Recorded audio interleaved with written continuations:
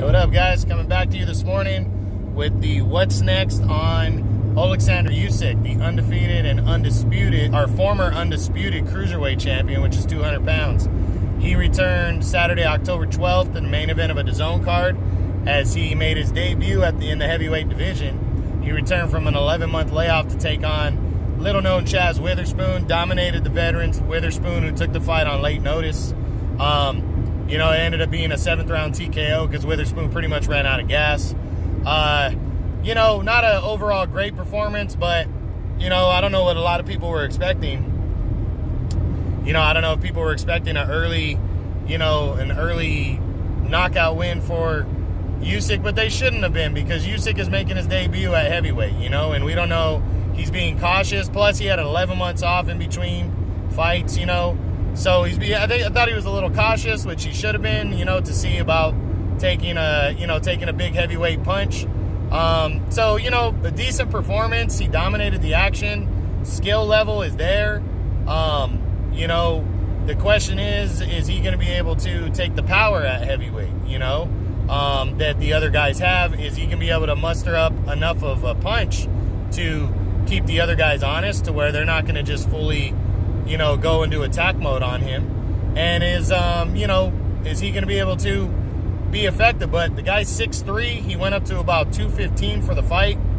I think 220, 225 would be a perfect weight for him.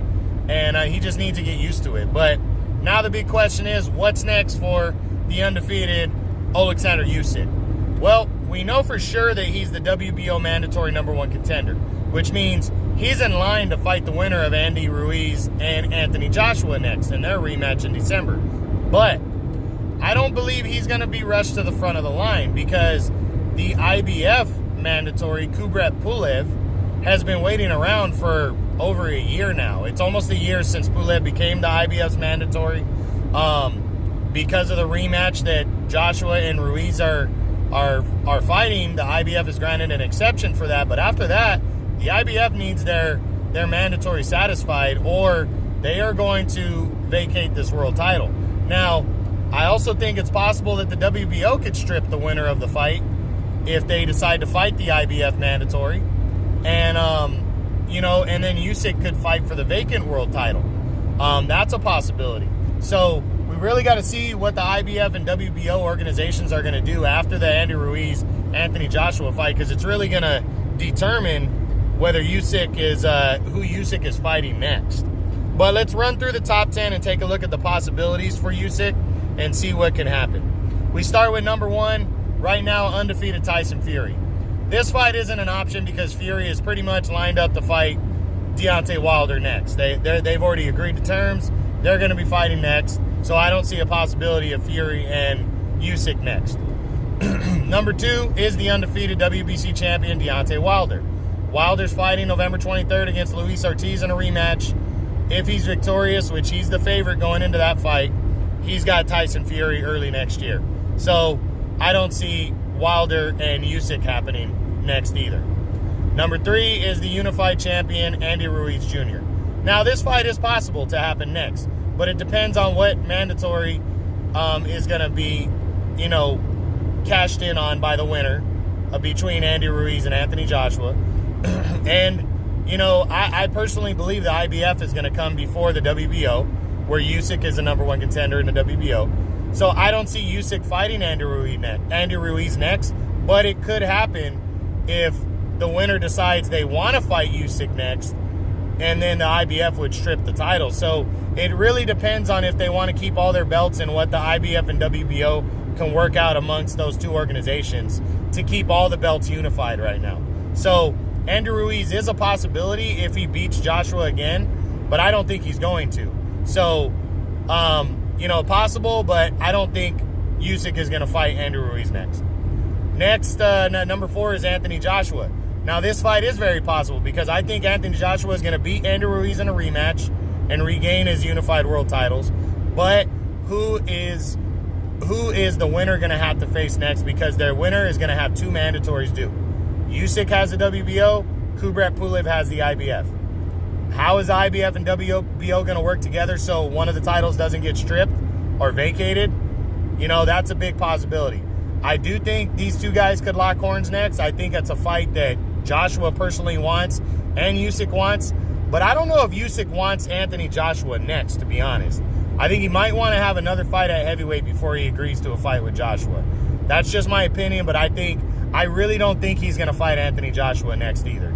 Even though I believe Anthony Joshua will be the WBO champion, and that is the belt that Usyk is in line for. But I don't think he wants that fight next. I think he needs another fight first.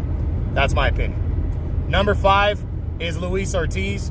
If Luis Ortiz upsets Deontay Wilder in their rematch on November 23rd, I think Ortiz is going to fight either Wilder a third time, or he's going to have to face Tyson. He's going to fight Tyson Fury. So I don't think Usyk and Ortiz is possible. Number 6 is Dillian White. If Dillian White gets cleared of all his drug issues from his last fight, testing positive, if he gets cleared from that, I think it's possible because these two guys are pretty much promoted by DAZN. DAZN, these are two DAZN fighters, but Dillian White is in line. If he gets cleared, he's in line to fight the winner of Deontay Wilder and Tyson Fury next year. So I think he might want to wait around for that fight. But I do think it's possible because Dillian White does want the big fights and Usyk has a big name. So I think it is possible, but I'm going to lean towards I don't think this fight happens next for Usyk and Dillian White. Number 7 is Joseph Parker. Another fight I think is very possible. Actually, I think this fight makes a lot of sense for Alexander Usyk to take a chance against a guy like Parker because he's a guy that's been in the ring with Anthony Joshua. He's a guy that's been in the ring with Andy Ruiz. This guy is tested. He's been in the ring with Dillian White. He's battle tested. He's a good, solid heavyweight, and I think this would be a good measuring stick for Usyk to see how good he really is. Because I don't think Usyk, my personal opinion, I don't think he's fighting for the world title next. I think he needs another heavyweight fight. I think Joseph Parker would be a perfect option. But, we'll see what goes down. But, yeah, I do think this fight is possible next. At number 8 is former champion Alexander Povetkin, another guy. Been in there with the best, and he's a guy that gets avoided because he's always been avoided because he doesn't have a huge name. But he is a good, solid heavyweight. He's coming up on 40 years old now. But he still can bang, get it on. He's fighting December 7th on the Joshua Ruiz undercard against a guy that Usyk beat already, Michael Hunter. So I think this fight is possible if Povetkin gets by Hunter, which I think he will. I think Povetkin and Usyk makes a lot of sense.